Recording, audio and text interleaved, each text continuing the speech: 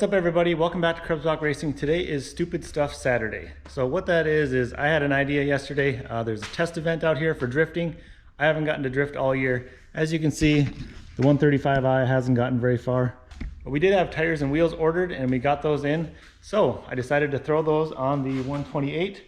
They're a little bit big. They're 18s, 18 by 8.75, but they do fit decent. We had to raise up the car about a half an inch. So we're gonna go out and see if we can make this little 128i drift. It's set up for autocross and road course. We didn't change any alignment settings. So we'll see how it does. All right guys, we're headed to the end of the drag strip. We have a little area out here. I'm gonna set up a couple cones so we can practice just some circles, some figure eights just to get my feet wet.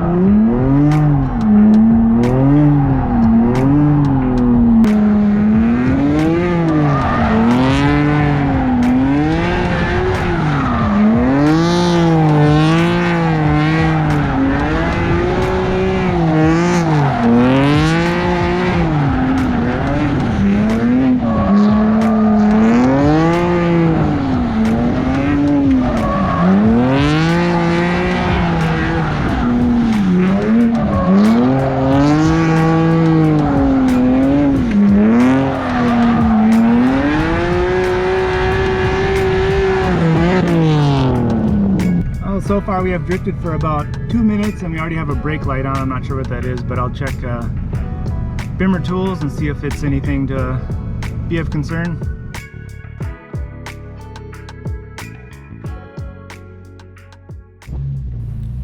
Alright, it's time to go out for our first session on the drift track. This is a shorter course, most of it's all pretty much second gear. And we're going to find out right away that not having a steering wheel kit is probably the biggest downfall of trying to drift this car. You run out of angle so quick, and the car it wants to be in the last 5 to 10 degrees of steering angle in order to drift well.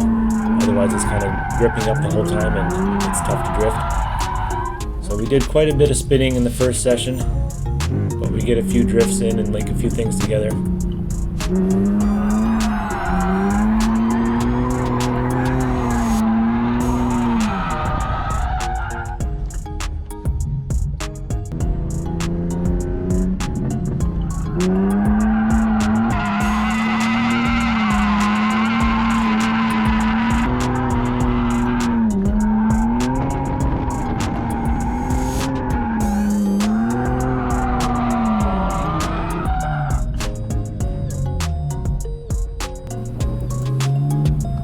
Going out for our second session, a few things to note. The car does seem to have plenty of power to drift in second gear. I was running about 40 psi in the tires on a 245 Kenda.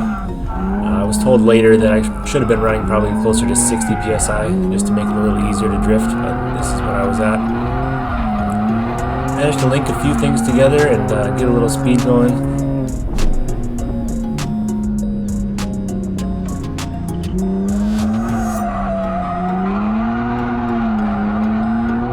This is where we finally get to have a little bit of fun linking the whole track together. The front and the rear were two different kinds of tires. I was running Kumo V730s on the front and it was really difficult to keep the grip up there.